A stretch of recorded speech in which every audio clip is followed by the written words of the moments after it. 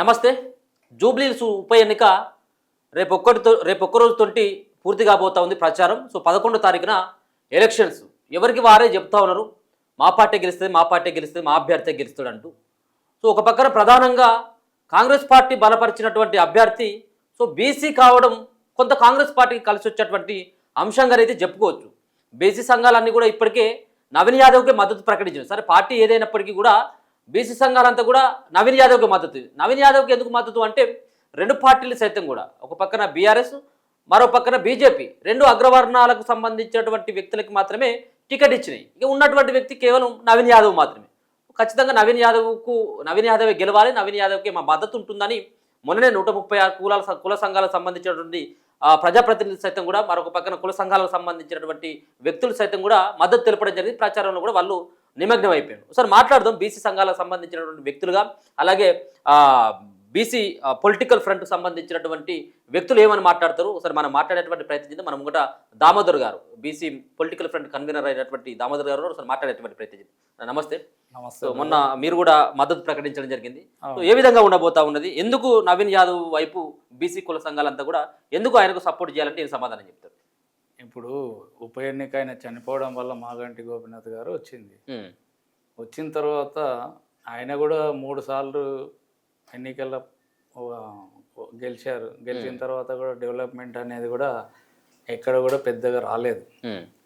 ఎందుకంటే నేను కూడా ఒక ఎల్లారెడ్డిగూడలోనే ఉంటున్నా, ఒక జూబ్లీహిల్స్ కాన్స్టిట్యున్సీలో ఉంటున్నా కాబట్టి. మీరు ఓటరే?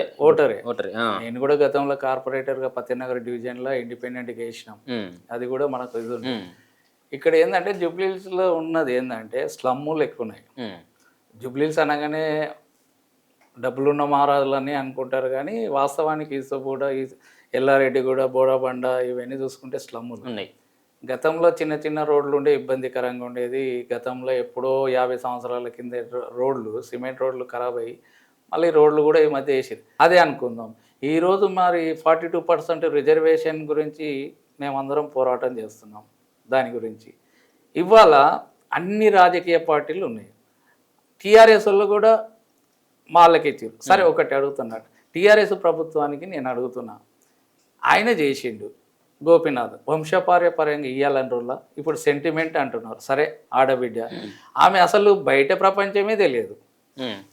ఆయన ఉన్నప్పుడు చేసిండు, వాళ్ళకి ఇయ్యాలని రోజుల సింపతి అంటే సింపతి గురించా, మేమన్నా ప్రజల సేవ గురించి, ప్రజల బాధలకు గుర్తించుకొని చేసే వాళ్ళు ఉండాలని ఓటేయాలని ఈరోజు చెప్తున్నా. ఇంకా బీజేపీ వాళ్ళదంటే ఇక అది జరిగిన విషయమే, ఎప్పుడు కూడా ముందుకు పోయేటట్టు ఏం లేదు. ఉండేనేమో కానీ ఇప్పుడైతే ఆ కాన్స్టిట్యున్సీలో ఎన్నోసార్లు ఉన్నాయి, కానీ ఓట్లు పెరుగుతున్నాయి తప్ప గెలిచే అవకాశం. ఇప్పుడు ఎందుకు మరి నవీన్ యాదవ్కు ఎందుకు మీరు మద్దతు ఇవ్వాలనుకుంటారు? ఎందుకు మద్దతు ఇవ్వాలంటే ఒక బీసీ బిడ్డకి ఇచ్చారు. గతంలో కూడా ఈ ఒక సేవాభావం. ఎందుకంటే ఆ బాబు మేము కూడా చూస్తున్నాం, ఇది 3వసారి, 2 సార్లు. ఇది ఆశ తమాషా కాదు. ఎంత ఓపిక ఉంటే, సేవాభావం మనసులో ఉంటేనే ముందుకెళ్ళే రాజకీయం ఇది. కానీ ఓ పట్టుదలతోన అన్నిటితోన ముందున్నాడు కాబట్టి ఒక బీసీ బిడ్డ, ఎడ్యుకేషన్ ఉంది, అన్నీ ఉన్నాయి, యూత్ కావాలి కదా. మంచి మనం కాంగ్రెస్ ప్రభుత్వమే అని అనట్లేదు. ఆ కాంగ్రెస్ వాళ్ళు టికెట్ ఇచ్చారు బీసీ బిడ్డకి. మా యొక్క 42% మీద మేము ఈరోజు ఇంత పోరాటం చేస్తున్నామంటే మా ఓటర్ల మహేషీలకు కూడా చెప్తున్నా, మన బీసీలు అందరూ కూడా డెవలప్ కావాలంటే మరి ఒక అన్ని పార్టీలు లేకుండా ఒక పార్టీ ఇచ్చినప్పుడు మన బీసీ బిడ్డను ఓట్లేసి గెలిపిస్తేనే కదా బాగుంటుందని. ఇలా మన హక్కుల గురించి అన్ని కావాలని చెప్తున్నాం. రాజకీయ రంగంలో కానీ అన్ని రంగాల్లో కూడా 42% కావాలని అంటున్నాం. ఇప్పుడు ఏమంటున్నారు వాళ్ళు, టీఆర్ఎస్ బీజేపీ కానీ, మరి ఈరోజు 42% రిజర్వేషన్ గురించి తప్పులు తెలిసి కూడా పెట్టిండ్రు అని చెప్తున్నారు. ఆ తప్పులు మేమేం కాంగ్రెస్ పార్టీని ఏం నిలదీస్తలేమా మేము? ఈరోజు కామారెడ్డి డిక్లరేషన్ అన్నారు, ఈరోజు ఏది 15th రోజు. ఈరోజు తెలుసు కదా పెద్దవాళ్ళు వచ్చారు. ఇప్పుడు ఇదొక బీసీ సంఘాలు ఉన్న నాయకులందరూ తప్పుతో పోతున్నారని మళ్ళీ కొత్త కమిటీ ఏర్పాటు చేసింది. అదేవరు, ఒక జస్టిస్ ఈశ్వరయ్య గారు, ఐఏఎస్ ఆఫీసర్, రిటైర్డ్ అయిన చిరంజీవులు గారు, విషాదన్ మహారాజు, వీళ్ళు. ఆయన అయితే మంచి పొలిటిక్ ఎప్పటి ఉంటే కూడా పోరాటం, ఎస్సీ ఎస్టీ వాళ్ళకు రిజర్వేషన్ ఏదో చేసిండు, పెద్ద ఎత్తున వచ్చింది. తర్వాత బాలరాజు గౌడ్ గారు, ఈయన కూడా సేవా సంఘంలో ఉన్నాడు, ఎప్పుడు కూడా పొలిటికల్లో ఉన్నాడు, ఏ కండువా పోలేదు. ఇప్పుడు ఒక బీసీ బిడ్డగా మన హక్కులను మనం పోరాటం చేయాలని ముందుకు వచ్చారు 4. ఇలా మా వంతు కూడా మాకు కూడా సేవాభావం ఉన్నందుకే మీరు ప్రచారం చేస్తా ఉన్నారు. ఇప్పుడు జూబ్లీ హిల్స్ లో మరి నవీన్ యాదవ్ మద్దతుగా మీ బీసీ కుల సంఘాలు చేస్తున్నాం కదా, ఇప్పుడు ఇల్లు తిరుగుతున్నాం. ఇప్పుడు మీరు అన్నటువంటి జస్టిస్ ఈశ్వరయ్య లాంటి చిరంజీవులు వాళ్ళంతా కూడా మీరు చేస్తున్నారు కదా సపోర్ట్. బీసీలు ఎక్కడ ఉన్నా కూడా మొన్న జరిగింది ఏది ఎంఆర్ఓలకు లెటర్ ఇవ్వండి దీని మీద అని చెప్పారు. ఎంఆర్ఓలకు ఇచ్చినాం, తర్వాత కలెక్టర్లకు ఇచ్చినాం. మీరు ఇచ్చారు, మీరు 42% రిజర్వేషన్ల పైన ఇస్తున్నారు. కానీ ఇప్పుడు జూబ్లీ హిల్స్ ఉప ఎన్నికల్లో నిలబడ్డటువంటి అభ్యర్థికి మద్దతుగా మీరు చేస్తున్నటువంటి ప్రచారం ఏంటిది? 100% చేస్తున్నాం. మేము ఓపెన్ గా చెప్తున్నాం, అరే బాబు బీసీ బిడ్డకి వేయండి, ఈ పార్టీకి అతీతంగా అందరికి చెప్తున్నాం. ఏ పార్టీ మనం పక్కకు పెట్టండి, మన బీసీ బిడ్డని గెలిపించుకుంటే మనకు వాల్యూ ఉంటుందని మనం చెప్తున్నాం. ఇంకోటి ఇప్పుడు ఏంటంటే రౌడీ షీటర్లు అంటున్నాం. మేము 40 సంవత్సరాలు ఉన్నాం, వాళ్ళ ఫాదర్ కూడా మాకు మంచి పరిచయాలు. ఇలా రౌడీ షీటర్ అంటున్నా. ఈ రాజకీయ నాయకులకు నేను కూడా చెప్తున్నా, మరి మేము కూడా ఇక్కడ చాలా రోజులు ఉంటూ అన్నీ చూస్తున్నాం. ఎంతమంది రౌడీ షీటర్లు లేరు. ఇవాళ పొలిటికల్ లీడర్లు వచ్చేసి ఆయనతో పంచాయతీలు పెట్టుకున్న మంత్రులు ఎమ్మెల్యేలు ఉన్నారు, మాకు తెలుసు. అది ఇవాళ ఒక రౌడీ షీటర్ బిడ్డ అని ముద్ర వేస్తున్నారు. అంటే నేను వ్యాపారం చేస్తున్నా అబ్బా అంటే నా వ్యాపారం చేస్తున్న మా బాబు డాక్టర్ అవుతాడు, అయితే వాళ్ళను వ్యాపారం చేస్తున్నాను ఎత్తి పొడుస్తారా? ఎందుకు అది చేయడం? రౌడీ షీటర్ సేవాభావాలు చూపియండి. ఇలా ఫిలిం ఇండస్ట్రీలో కానీ అందరు కూడా అప్పటి చేస్తున్నాడు. ఆయన ఏం చేస్తుండో ఏమో ఒకప్పుడు చేసిండు, ఇవాళ ఎలివేట్ చూపించడం అవసరమేమో. ఆయన మీద కూడా లేదు, వాళ్ళ నాన్న మీద వాళ్ళ నాన్న ముందు ఈ మంచి ఎడ్యుకేషన్ పర్సన్. అవును, ఆ పిల్లలకు ఉన్నప్పుడు సపోర్ట్ చేయాలా వద్దా? ఇలా ఏదో పెట్టేసి మభ్య పెట్టేసి బీజేపీ టీఆర్ఎస్ బుడద చల్లడం అది పద్ధతి కాదు. ఇప్పుడు మీరు ఓటర్గా ఉన్నారు కాబట్టి సో ఎట్లా టఫ్ ఉందా, లేకపోతే ఫైట్, లేకపోతే వన్ సైడ్ ఫిక్స్ అయిపోయింది మీడియా ప్రకారంగా అదేదాని. కానీ మీరేమనుకుంటాం? మేమేమంటున్నాం అంటే ఒక బీసీ బిడ్డకు మేము కూడా లోకల్గా ఉన్నాం. అన్ని రాజకీయ పార్టీలు అతీతంగా రాజకీయ పార్టీలకు అందరూ అనుకుంటారు కండవలు వేసుకొని బయట తిరుగుతున్నారు తప్ప అందరు కూడా లోపల నవీన్ యాదవ్ని గెలిపించాలని కంకణం కట్టుకున్నారు. 100% జూబ్లీహిల్స్లో నవీన్ యాదవ్ జెండా, కాంగ్రెస్ ప్రభుత్వం జెండా నవీన్ యాదవ్ గెలవడానికి ఆస్కారం ఉందని మా ఒపీనియన్. సో పెద్ద కాంగ్రెస్ పార్టీకి ఒక బలంగా చెప్పుకోవచ్చా నవీన్ యాదవ్ని? 100% చెప్పుకోవచ్చు. ఎందుకంటే ప్రభుత్వం మీద వ్యతిరేకత ఉన్నట్టుగా కనబడుతుంది చాలా. కానీ నవీన్ యాదవ్ క్యాండిడేట్ కావడం వల్ల గతంలో 2 సార్లు ఆయనకు వ్యక్తిగతంగా కొన్ని ఓట్లు కూడా ఉన్నాయి. సో ఇది కాంగ్రెస్ పార్టీ కలిసి వచ్చేటువంటి అంశంగా చెప్పుకోవచ్చు. 100% గతంలో నిలబడిన తర్వాత మజ్లిస్ పార్టీ నుండి టికెట్ తీసుకున్నారు. ముస్లిమ్స్ సోదరులు కూడా వాళ్ళకున్న అనుబంధం కూడా చాలా ఇది. అప్పుడు ముస్లిమ్స్ మజ్లిస్ పార్టీ టికెట్ తీసుకున్నా కూడా ఓట్ బ్యాంక్ ఉంది వాళ్ళకి. ఈరోజు కాంగ్రెస్ అందరూ అంటున్నారు, బీజేపీకి అయితే ఇక వాళ్ళు వేస్తారా వేయరు అనేది అది అందరికీ తెలిసిన విషయం. కానీ టీఆర్ఎస్లో ఉన్నారు, కానీ టీఆర్ఎస్ కూడా సరైన క్యాండిడేట్ లేడు కాబట్టి ఒక లేడీ ఆమెకి ఏం తెలియని ఈరోజు రాజకీయంగా ఏం చేయగలుగుతుంది? గల్లీ గల్లీ తిరగాల్సి వస్తుంది. ప్రజల సేవలు ఈరోజు కార్పొరేటర్ ఉన్నాడు కాంగ్రెస్, టీఆర్ఎస్ నుండి కాంగ్రెస్లోకి వచ్చిండు. టీఆర్ఎస్ ప్రభుత్వం ఉన్నప్పుడు పర్వాలేదు, ఆయన కూడా కొద్దిగా వాళ్ళ దీదిగా గల్లీ చేతనైన వరకు పోరాటం చేసి సేవాభావంతో చేసిరు. ఇప్పుడు కూడా కాంగ్రెస్లోకి వచ్చేటు కాబట్టి 2 మద్దతు సరేలే. ఇప్పుడు ఉన్న నేను అనేది ఏంటంటే ఓటు హక్కు అనేది విలువైంది. ఇవాళ మధ్యతరగతి ఎన్నిక, ఇది ఉప ఎన్నిక, ఇంకా టైం ఉంది. ఈరోజు మనం ఏమనుకుంటాం, అరే పన్నులు కావాలంటే అన్నీ తెలుసు. గత ప్రభుత్వాలు కూడా వాళ్ళు అధికారంలో ఉన్నప్పుడు వేరే పార్టీ నుండి వాళ్ళకి సపోర్ట్ చేయలేదు, డెవలప్ చేయలేదు, పనులు చేయనీయలేదు. ఈ రోజు అధికారంలో ఉన్న పార్టీ ఉంది కాబట్టి ఆలోచించాల్సిన విషయం వచ్చి ఏదో కూర్చొని సీట్లు కాదు, పని చేయాలంటే ఫండ్ కావాలి. వాళ్ళు కూడా ఇవ్వాలి కదా. అధికార పార్టీ ఉన్నప్పుడు ఫండ్ వస్తుంది కాబట్టి డెవలప్మెంట్ బాగుంటుందనే ఉద్దేశంతో 100% సిట్టింగ్ ఎప్పుడైతే రన్నింగ్ ప్రభుత్వం కాంగ్రెస్ ఎవరైనా నవీన్ యాదవ్ ఉన్నారో వాళ్ళకి ఓటు వేయాలని తిరుగుతున్నాం. మేము కూడా ప్రచారం చేస్తున్నాం. మీదే కండ వేసుకొని తిరుగుతున్నాం. ఎవరికేం భయపడాల్సిన అవసరం. ఎట్లా ఉంటుంది ఒక ఓటర్కి ఎట్లా చెప్తారు?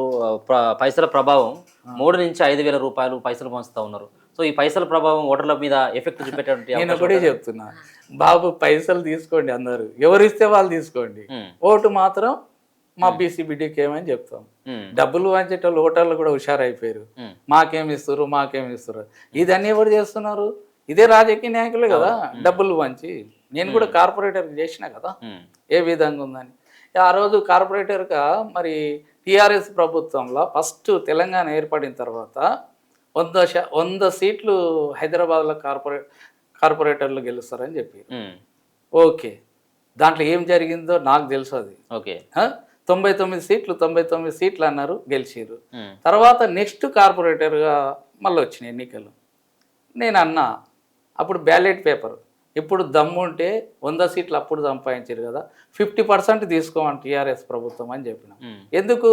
ఒరిజినల్ ఓటు బ్యాలెట్ పేపర్ ఉన్నందుకు. నన్ను కూడా అందరూ ఎంకరేజ్ చేసి, అన్నా ఇప్పుడు రాని దండం పెట్టిన, వద్దురా నాయన, ఏం వద్దు, మాకు సమాజ సేవ చేయాలని తపన ఉంది, మాకు ఆర్గనైజేషన్ ఉంది, సాయి అలేకే ఆర్ట్స్ సంస్కృత సంఘ సేవ సంస్థ ఉంది, చాచా నెహ్రూ దాంట్లో నేను వైస్ ప్రెసిడెంట్ను. ఎప్పటి నుంటో సేవాభావం ఉంది. ఆ సేవాభావంతో ఉంది తపన చేయాలని, ఆ విధంగా పోతున్నాం కాబట్టి ఈ రాజకీయాలు వద్దని. మీరు ఏమని చెప్పదలుచుకున్నారు చివరిగా మీ జూబ్లీహిల్స్ కాన్స్టిట్యూన్సీ సంబంధించిన ఓటర్లకి ఏంటంటే బీసీ పొలిటికల్ ఇప్పుడు మన పోరాటం ముందుకెళ్తుంది. నిన్న కూడా అన్నారు, నిన్న సాక్షి టీవీలో ఇంటర్వ్యూలో, అవును ఏంది మీరు మోసం చేసింది కాంగ్రెస్ ప్రభుత్వం అన్నారు. అందుకే చెప్తున్నా, కాంగ్రెస్ ప్రభుత్వం మాకు ఇచ్చిన 42% రిజర్వేషన్ 9th షెడ్యూల్లో పెట్టినందుకు ఈరోజు ఏం చేస్తున్నాం, కామారెడ్డి డిక్లరేషన్లో రేపు 15వ తారీఖు నాడు పెద్ద ఎత్తున అక్కడ మీటింగ్ ఏర్పాటు చేస్తున్నాం. తప్పు చేసిరా ఒప్పి చేసి ఒక స్టేట్ నుండి అది పెట్టిండా పెట్టలేదా, మభ్య పెట్టిండా మోసం చేసిండా అది అనవసరం.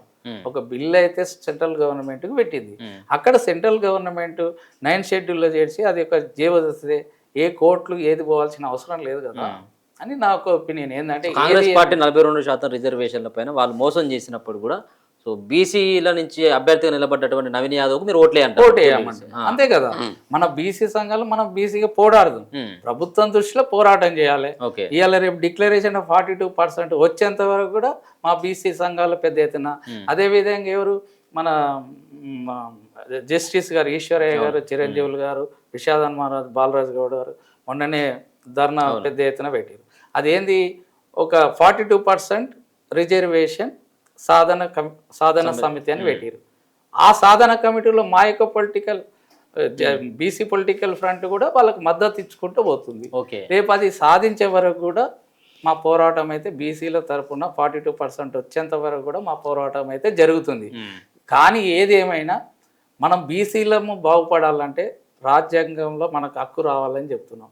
ఈరోజు ఏ పార్టీ అయినా ఉండండి, బీసీలకు ఇచ్చినప్పుడు మనం కూడా అది నిలుపుకోవాలి. మనకు హక్కులను మన విలువ కాపాడుకోవాలంటే ఆ బీసీ బిడ్డకు ఓటేసి గెలిపించాలని చెప్తున్నాను. Right, thank you so much. So మొత్తానికి ఇది ఒక పక్కన కాంగ్రెస్ పార్టీని వ్యతిరేకిస్తూనే మరో పక్కన ఇచ్చినటువంటి పార్టీ, సరే ఇంకొక పార్టీ బీసీలకు ఇచ్చినట్టయితే అదెందుకు సపోర్ట్ చేయరని చెప్పేసి మనం నిలదీయవచ్చాము.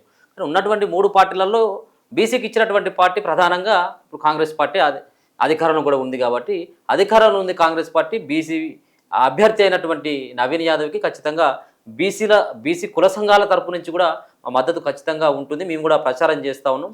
వచ్చేటువంటి ఈ యొక్క ఎన్నికలలో ఖచ్చితంగా నవీన్ యాదవ్ మెజార్టీతో గెలిచేటువంటి అవకాశం 100% ఉంటుందన్నటువంటి ఒక అంశాన్ని మాత్రం దామోదర్ గారు అయితే చెప్తా ఉన్నాం. చూస్తూనే ఉండండి మనతో.